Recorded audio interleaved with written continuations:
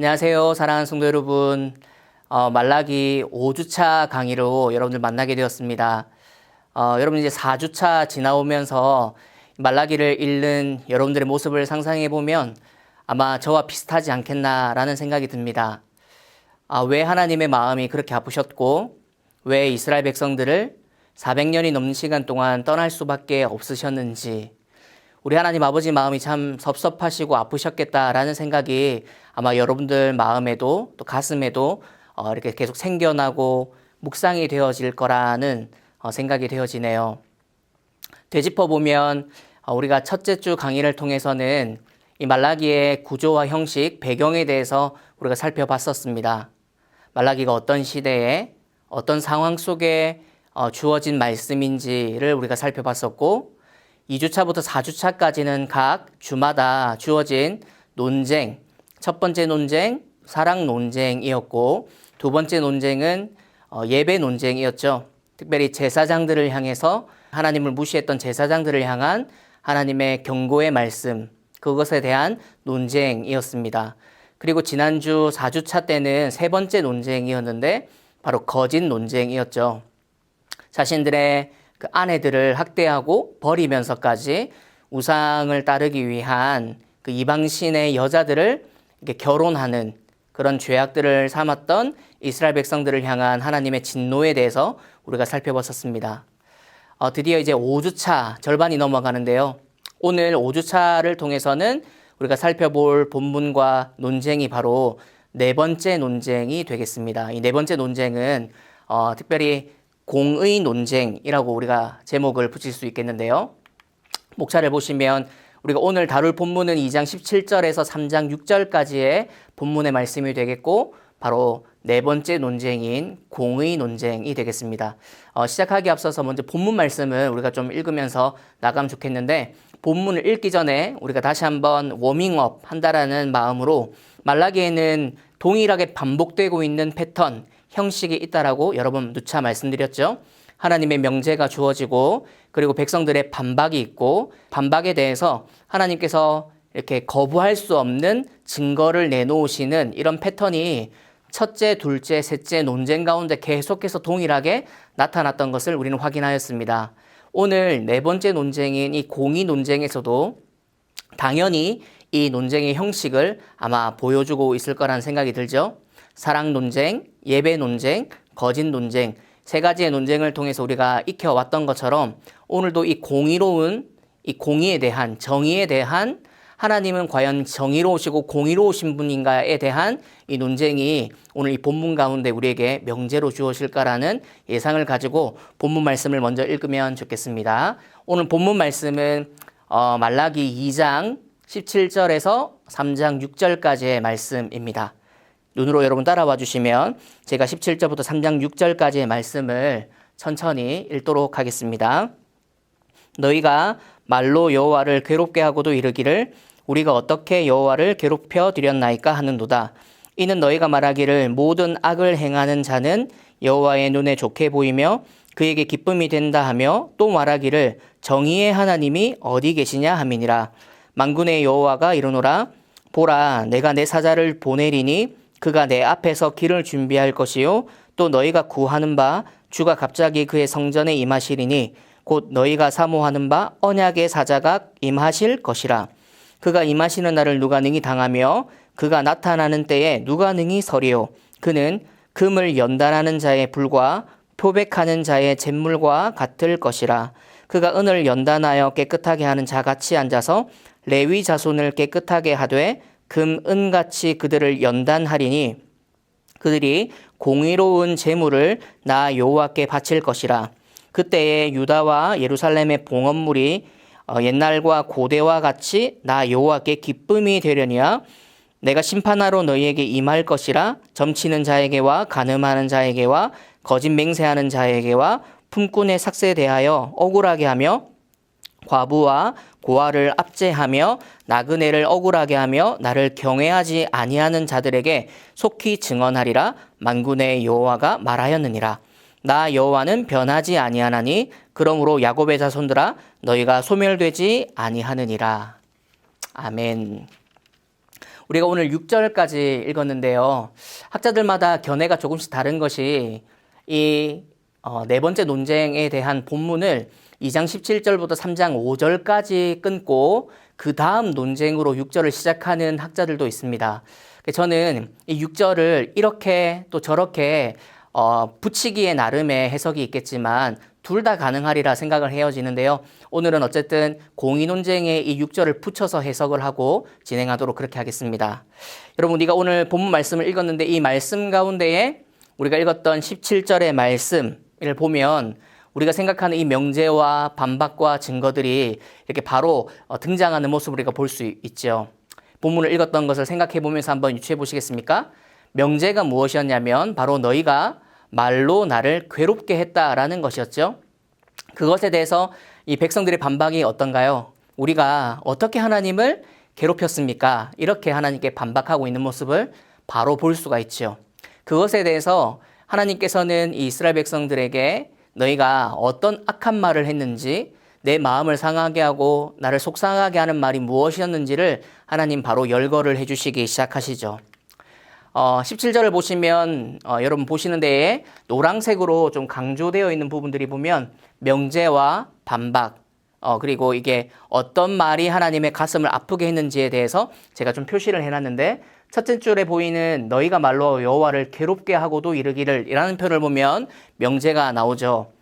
이스라엘 백성들이 말로써 하나님을 속상하게 또 괴롭게 했다, 이렇게 표현하고 계시고, 이것에 대해서 이스라엘 백성들은 우리가 어떻게 여호와를 괴롭혀 드렸습니까? 이렇게 반박하고 있는 모습을 바로 볼 수가 있는 것이죠. 그것에 대해서 하나님께서 악을 행하는 자는 여호와의 눈에 좋게 보이며 그에게 기쁨이 된다, 너희들이 말하지 않았냐? 또한 정의의 하나님, 바꾸어서 공의의 하나님이라고 표현할 수 있겠습니다. 공의의 하나님, 정의의 하나님이 어디 계시냐, 이렇게 말했다라는 것으로 오늘 명제와 반박과 증거가 이 17절 한 절 가운데에 다 등장하고 있는 모습을 우리가 볼 수 있죠. 여러분들께서 지금 4주를 지나쳐 오셔서 말라기 5주차에 와 계신데, 여러분들의 생각에는 이스라엘 백성들이 왜 이런 말을 했다고 생각하시는가요? 악을 행하는 자는 오히려 하나님이 기뻐하신다, 악을 행하는 것이 오히려 하나님을 더 기쁘게 하는 것이다, 이런 말을 어떻게 이스라엘 백성들이 하나님께 할 수가 있을까요? 뿐만 아니라 정의의 하나님, 공의의 하나님이 계시기나 한 건가? 절대 없어. 계신다면 이럴 수 없어. 라는 표현을 어떻게 이스라엘 백성들이 할 수 있냐라는 것이 오늘 첫 번째 질문입니다. 우리가 지금 5주차를 진행해 오면서 나름 이 말라기의 형식과 패턴에 익숙해지다 보니까 좀 이해가 되어지고 미리 짐작되어지는 것들이 있을 거라는 생각이 드는데요. 어떻게 해서 이런 일이 가능했을까 하나씩을 좀 생각해 보면 참 좋을 것 같아요. 악을 행하는 자를 왜 하나님이 기뻐하신다고 이스라엘 백성들이 표현했을까요? 자신들을 압제하고 이스라엘을 못 살게 굴고 자기들을 괴롭혔던 그런 나라들, 당시 바벨론, 또 페르시아, 그 이스라엘을 계속 힘들게만 했던 그런 나라들을 보면 이스라엘보다 훨씬 더 잘 먹고 잘 살고 번성하고 형통한 모습을 이스라엘 백성들은 볼 수가 있었기 때문이죠. 여러분, 우리가 지금 말라기 시대에 서 있는 것은 BC 430년경 전후가 이 말라기가 활동했던 시기였다 보니까 이때 그 앞뒤로 한 20년 정도를 계속 살펴본다면 당시 페르시아는 제국을 다 통치하던 엄청난 제국의 힘을 보여주던 어떤 제국이었죠. 그러다 보니까 이스라엘 백성들은 페르시아가 가지고 있는 그 힘과 권력이 자기들을 향한 압제와 압박으로 느껴질 수밖에 없을 것이고, 바벨론으로 붙잡혀 가던 그 포로 생활부터 돌아와서 성전을 짓고 성벽을 세우고 신앙을 개선하고 삶을 회복하는 많은 어떤 노력과 힘을 기울였음에도 불구하고 자신들에게는 변하지 않는 그런 삶이 계속 되다 보니까 비교가 되기 시작하는 것이죠. 저렇게 악을 행하는 저런 나라들은 오히려 번성해지고 형통한데 왜 하나님을 믿고 제사하고 있는 선민, 선택받은 백성인 이 우리 이스라엘은 이 모양 이 꼴로 살고 있는 것인가에 대한 이스라엘 백성들의 궁금증이 아마 이렇게 폭발되었을 것입니다. 그것이 결국에는 점점 쌓이고 쌓여서 하나님을 향한 분노와 원망으로까지 번지게 되고, 오늘 본문에서처럼 악을 행하는 자가 오히려 더 복을 받고 더 형통하다, 오히려 하나님이 더 그런 자들을 더 기뻐하시는 것 같다라고까지 나가는 것이에요.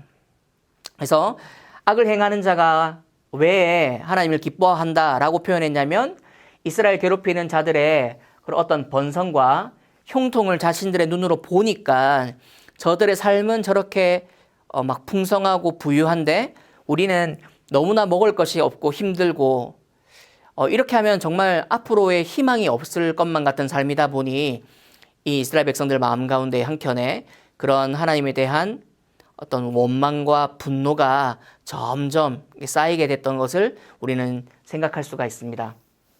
그리고 정의의 하나님이 계시긴 한해 공의의 하나님 정말 살아계신 분 맞아라고 생각하는 것은 계신데 왜 가만히 계시냐라는 것이죠. 본인들이 이스라엘 백성들이 돌아와서 성전과 성벽 그리고 삶을 개선하고 신앙으로 나아가고 제사로 나아갔음에도 불구하고 변하지 않는 것을 보면서 하나님이 계시다면 우리를 왜 이렇게 가만히 놔둘까? 우리를 예전에 다윗 때처럼 부국강병하고 잘 사는 나라, 주변의 나라들이 저 이스라엘 하면은 정말 칭송하고 우러러 볼 수 있는 나라로 왜 만들어주시지 않나라는 그런 회의감과 어떤 하나님에 대한 불평, 불만들이 이런 표현으로 바뀌게 된 것을 우리는 볼 수가 있습니다. 그렇게 이번 논쟁은 하나님의 공의, 하나님의 정의, 이것에 대한 불신, 이스라엘 백성들의 불신으로부터 시작되고 있다는 것을 알 수 있죠. 이것에 대해서 3장 1절부터 6절까지가 바로 이에 대해 하나님이 답변해주고 계신 것을 우리는 볼 수가 있습니다. 3장 1절부터 한번 천천히 한번 볼까요? 만군의 여호와가 이르노라 내가 내 사자를 보내리니 그가 내 앞에서 길을 준비할 것이요 라고 할 때 바로 여기 사자가 등장하고 있고요. 또 너희가 구하는 바 주가 갑자기 그의 성전에 임하시리니 곧 너희가 사모하는 바 언약의 사자가 임하실 것이라. 여기에 지금 사자, 주, 언약의 사자라고 세 가지의 표현이 등장하는데 사실은 두 가지로 나눌 수가 있겠습니다. 바로 여기 사자라는 표현과 언약의 사자. 이 언약의 사자는 바로 여기 주라는 표현이 바로 곧이라는 이제 동의어가 사용되고 있으니까 주는 곧 언약의 사자를 나타낸다고 볼 수 있거든요. 그러면 사자와 언약의 사자로 구분될 수 있는 것이죠. 위에 나와 있는 만군의 여호와가 이르노라 보라 내 사자를 보내겠다라고 할 때 이 사자는 차후에 가면 나오지만 바로 세례 요한을 뜻합니다. 하나님께서 하나님의 길을 먼저 준비하기 위해서 보내시는 사자, 메신저라고 볼 수 있죠. 이 사자는 바로 세례 요한을 뜻하고요. 밑에 나오는 너희가 구하는 바 주, 그리고 언약의 사자는 바로 여러분 예상하시는 대로 우리 예수님이 되십니다. 여러분 요것에 대해서 여러분 차후에 구절을 읽어 내려가다 보면 또다시 알 수 있으니까 요 정도에서 이것을 정리하면서 다시 한번 이 본문을 읽어 드릴게요.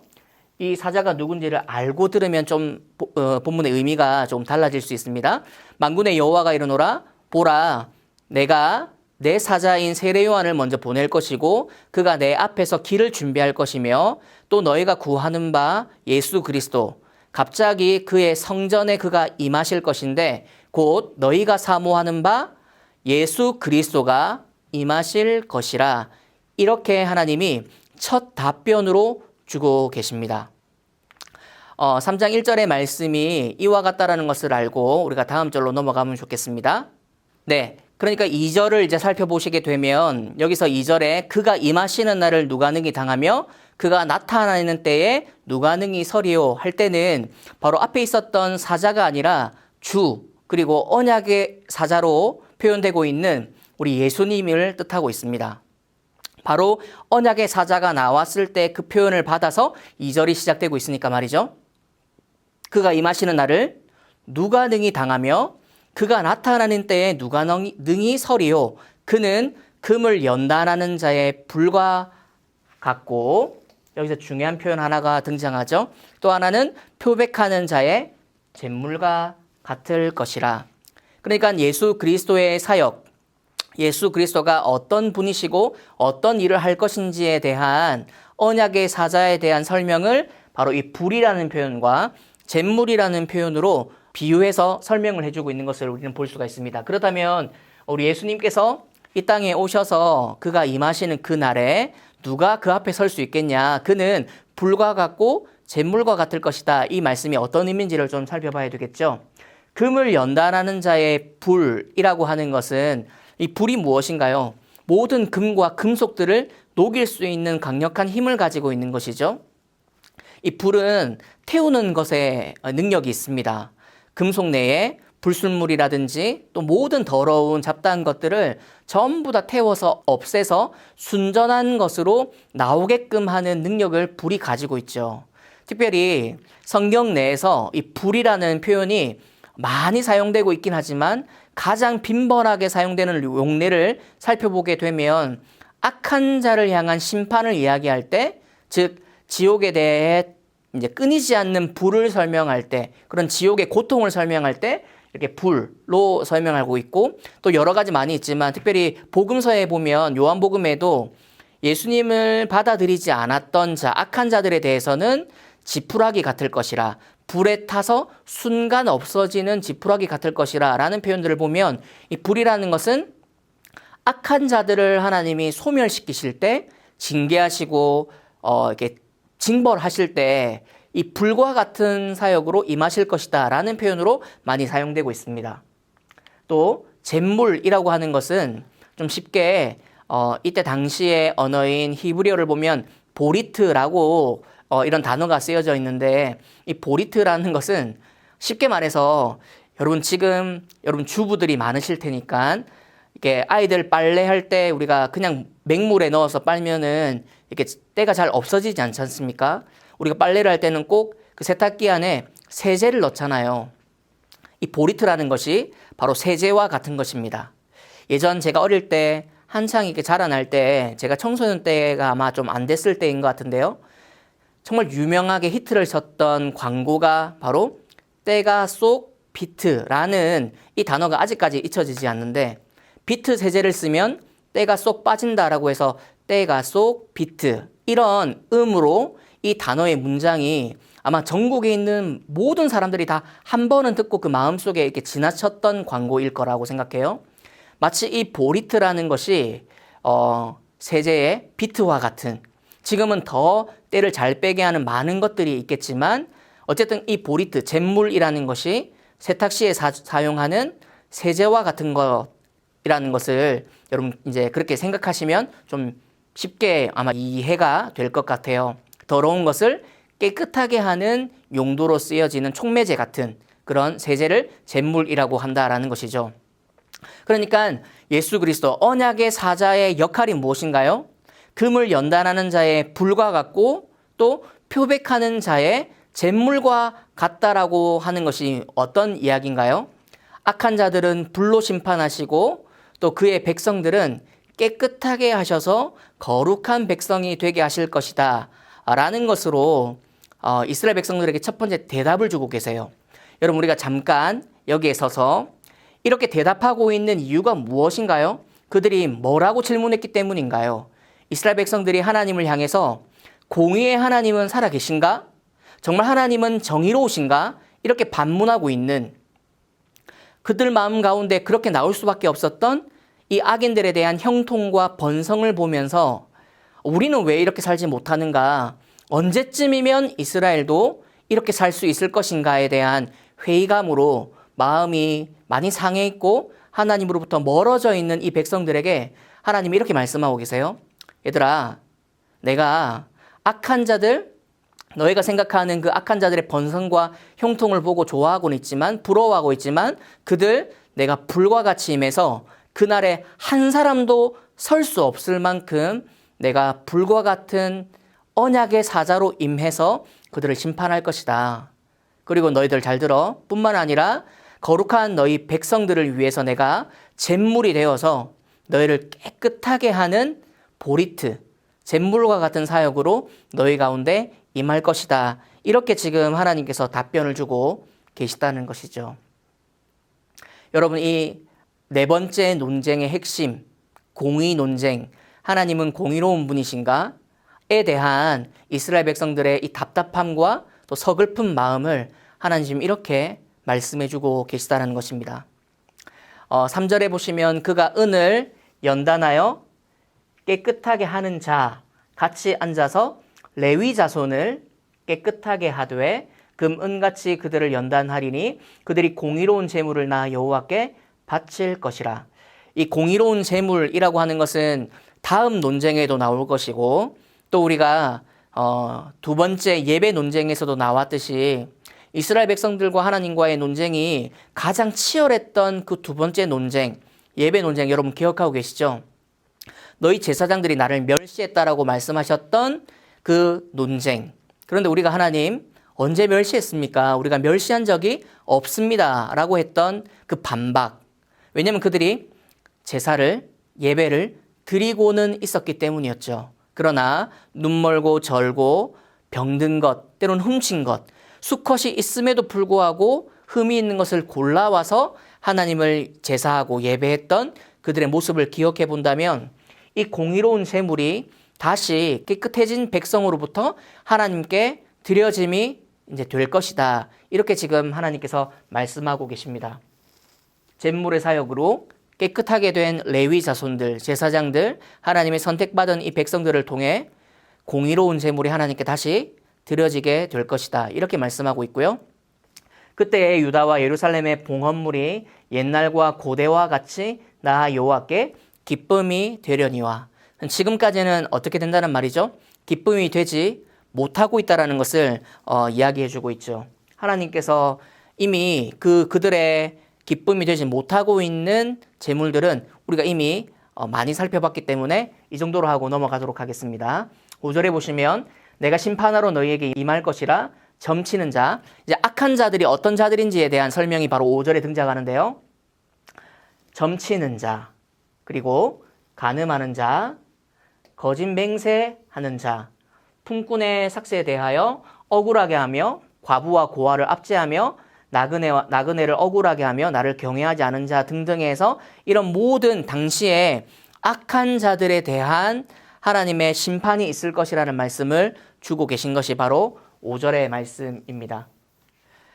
마지막 6절인데 이 6절이 바로 다음 논쟁에도 붙을 수가 있고 또 이번 논쟁에도 붙을 수가 있다라고 아마 제가 서두에 말씀드렸지 않습니까? 둘 다 어떤 분들은 이렇게 어떤 분들은 저렇게 학자들마다 또 각자의 견해를 따라서 해석하시기도 하시는데 저는 그래도 이렇게 요 논쟁, 공의의 논쟁에 붙는 것이 더 적합하다라고 조금 생각을 하고 있습니다. 읽어본다면 이런 문맥 안에서 악한 자들이 이렇게 심판할 것이다 이렇게 말씀하시면서 그러면 이스라엘 백성들 마음 가운데에 그럼 우리는 어떻게 되지? 라고 생각할 때에 하나님께서 나 여호와는 변하지 아니하나니 그러므로 야곱의 자손들아 너희가 소멸되지 않겠다. 그렇지 않을 것이다. 이렇게 약속을 주고 있기 때문에 저는 그러하다라고 조금 더 생각을 하고 있습니다. 사랑하는 성도 여러분, 오늘 5주차의 강의를 통해서 우리가 이 한 가지 질문에 대한 대답을 명확하게 해야 될 것 같아요. 이스라엘 백성들이 소멸되지 않을 수 있는 이유가 무엇 때문인가요? 이런 상황 속에서 그들이 하나님을 향해서 원망하고 또 악한 자가 오히려 더 하나님을 기쁘게 해 공의의 하나님, 정의이신 주님 살아계시기는 해 이렇게 하나님을 힘들게 만들었던 그런 말들이 있었는데 그렇게 공의로운 하나님을 향해서 공의롭지 못하다고 말했던 백성들이 소멸되지 않을 수 있는 이유가 여러분 뭐라고 생각하시나요? 6절에 나오죠. 네, 나 여호와는 변하지 아니하나니. 하나님이 변하지 않는 분이시기 때문에 가능하다라는 것을 기억하게 됩니다. 이스라엘 백성들은 변하고 변질되고 시시때때로 변하는 것이 사람의 마음이고 감정이죠. 아침에 좋았다가 밤에 안 좋아지고 또 점심은 좋았었는데 잘 때에는 뒤틀려져 있는 우리들의 감정을 보면 역시 사람은 사람이다라는 것을 알 수 있게 됩니다. 그러나 우리가 이스라엘 백성들이 소멸하지 않을 수 있는 이유, 그리고 또한 우리가 오늘을 살아가는 우리에게도 평안이, 안식이, 기쁨이, 충만함이 있을 수 있겠다고 믿음으로 바라볼 수 있는 이유가 무엇 때문일까요? 우리 자신을 바라보면 그런 소망이 없지만 우리를 향한 하나님은 변하시지 않는 분이시라는 것 때문이지 않을까 이렇게 생각을 해보게 됩니다. 강의를 좀 정리하면 명제는 너희가 말로 나를 괴롭게 했다라는 것이었죠. 그러나 거기에 대해서 반박이 우리가 무슨 말로 하나님을 괴롭게 했습니까? 우린 그런 적이 없습니다. 이렇게 말을 하고 있는 백성들이었고 그것에 대해서 하나님은 증거를 말씀하시죠. 악을 행하는 자가 여호와의 기쁨이 된다고 너희가 말하지 않았냐. 그렇게 말하는 것도 모자라서 정의의 하나님이 살아계시기는 하냐. 절대 없다. 계신다면 왜 지금 이 꼴을 그냥 보고 계신가? 이런 마음으로 서로 말하지 않았냐. 그렇게 나를 향해서 삿대질을 하며 불평불만하지 않았냐. 이렇게 말씀하고 있는 이 논쟁을 우리가 살펴보게 되었습니다. 이것에 대해서 하나님이 1절부터 6절까지 답변을 주시죠. 내 사자를 보낼게. 이 부분은 마지막 결론에 가면 4장에 가면 이 사자와 언약의 사자에 대한 내용이 좀 다시 한 번 더 등장하게 되거든요. 그때 좀 더 살펴보기로 하고 사자뿐만 아니라 언약의 사자로 표현되는 예수 그리스도도 내가 보낼게. 그가 불처럼 심판하고 잿물처럼 깨끗하게 할 거야. 그렇기 때문에 너희 두려워하지 마. 나 변하지 않는 하나님이기 때문에 너희 소멸되지 않을 거야 라고 하는 우리 하나님의 마음 또 하나님의 말씀이 오늘 결론으로 등장하고 있는 것을 우리는 보게 됩니다. 사랑하는 성도 여러분, 5주차의 강의가 바로 공의 논쟁, 네 번째 논쟁이었습니다. 하나님이 변치 않는 분이시기 때문에 우리가 이렇게 살아갈 수 있다는 것. 세월이 흘러도 언제가 될지 모르겠지만 주님이 이 땅 가운데 다시 오실 그날까지 우리 주님 변치 않는 분이시기 때문에 우리가 이런 삶을 영위할 수 있다는 것을 기억하며 주께 감사하는 하루가 되고 본 말씀을 통해서 또 묵상하고 또 하나님께 마음을 돌이키는 저희가 되었으면 참 좋겠습니다. 다음 주 6주차 강의로 만나 뵙도록 하겠습니다. 감사합니다.